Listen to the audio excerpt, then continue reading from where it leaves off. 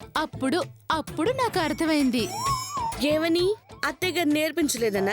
కాదు కాదు, వీడు సారీ బద్రీబాబు గారు సరిగ్గా నేర్చుకోలేదు కదా.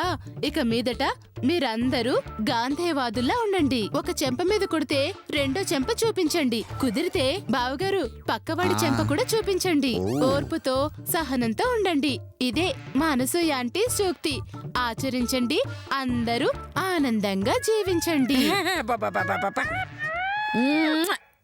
ఎంత బాగా చెప్పావో. నేను నేర్పించానని చెప్పినా ప్రతి ఒక్కటి నాకు నేర్పించమ్మా. ఏంటి, మీకు నేర్పించాలా?